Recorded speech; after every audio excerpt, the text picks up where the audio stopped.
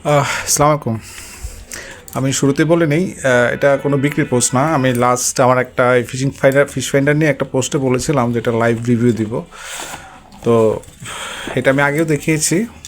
এটার মডেল ছিল XJ01। এটা বিক্রির জন্য না, এটা আসলে বাংলাদেশে পাওয়া যায় না। এরপরে যদি আমি কোনো কিছু আসলে বিক্রির জন্য পোস্ট করি না, এরপরে যদি এই জিনিসটা কেউ আনতে চায়, এটা মালয়েশিয়া থেকে আনতে হবে। আমি ট্রাই করলে হয়তো এনে দিতে পারবো, কিন্তু আমার যেহেতু আমি ইম্পোর্টার না, বা আমি এসব জিনিস কমার্শিয়াল, আমার একটা দুইটা যদি কেউ নিয়ারেস্ট কেউ চান এনে দিতে পারবো। এটার দাম পড়বে নিয়ার অ্যাবাউট 10,000 টাকা। হ্যাঁ, যাই হোক, আমি এটা বিক্রির জন্য দিচ্ছি না। তো এই এই জিনিসটার ডিটেল বা ভিউ আমি আগে দেখেছিলাম। তো আসেন আসলে এটা লাইভ ইউজটা কেমন হয় বা কি হয় এটা একটু দেখানোর ট্রাই করি। হ্যাঁ, আমরা সরাসরি ওই লেকের বা পুকুরের ইউজটাতে চলে যাই। এই হলো আমাদের ফিশ ফাইন্ডারের সোনার যে ডিভাইসটা, যেটা পানিতে ফেলতে হয়। তো এইটা এখন আমি একটা রডের সাথে লক করে, মানে অ্যাজ ইউজুয়াল আমরা যেভাবে টোপ থ্রো করি, নিচে একটা ভাড়া দিব, ভাড়া দিয়ে এটারে আমি পানিতে ফেলবো। দেখি পানিতে ফেললে কি হয়।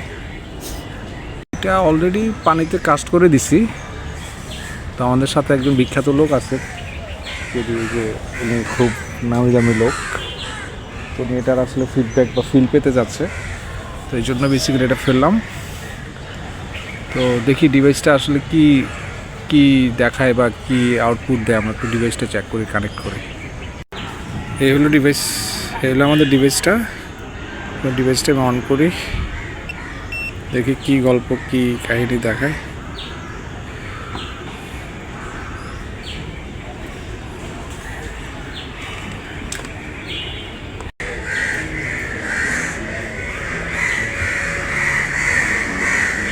দেখা যাচ্ছে কিনা জানি না, লেকে বুঝেই যাচ্ছে, সেন্সর যা বলছে আসলে লেকে বা এই পানিতে তেমন একটা মাছ এখনও নাই।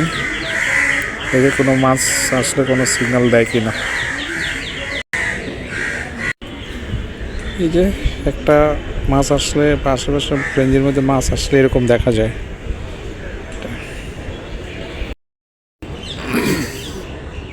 সোনার বা ফিশ ফাইন্ডার বলছে যে আপাতত লেকে তেমন কোনো বা এই পানিতে তেমন কোনো মাছের আসলে মুভমেন্ট নাই। কোনো মাছ এই যে পড়ে আছে আমাদের এতগুলো আছে। তো সোনারের সিগন্যাল অনুযায়ী বোঝা যাচ্ছে যে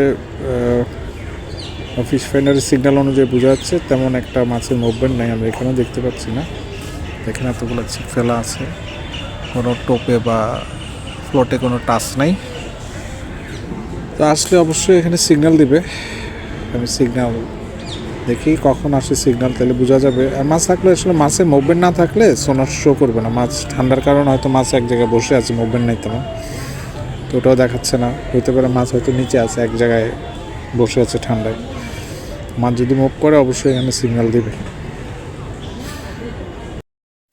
তো এই ছিল এটার ইউজ করে যেটা মনে হয়েছে, দুইটা জিনিস মনে হয়েছে, দুইটা অপশন ছিল আমার হাতে। এক হলো এই ভিডিওটা ছিল ধানমন্ডি লেকে।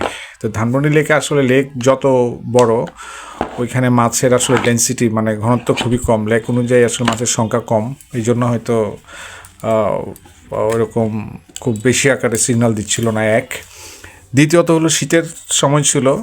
এটা মাছ যে ক্যামেরা দিয়ে দেখে ফেলবে ওরকম না, এটা মাছের মুভমেন্ট হওয়ার পরে পানিতে যে ওয়েবটা তৈরি হয়, এটি ওয়েবের মাধ্যমে আসলে মাছের অবস্থান বা মাছের সিগন্যালটা এই মেশিন পায়। হয়তো শীতের কারণে মাছের মুভমেন্ট কম ছিল, এর জন্য মানে সিগন্যাল খুব কম দিচ্ছিল। হ্যাঁ, তো ডিভাইসটা আমার কাছে বেশ মিনিংফুল বা ইউজফুল মনে হয়েছে। বাট এটা ইউজফুল ঠিক আছে, বাট এটা না নিলে যে ফিশিং হবে না তা না, এটা না নিলেও ফিশিং করা যায়।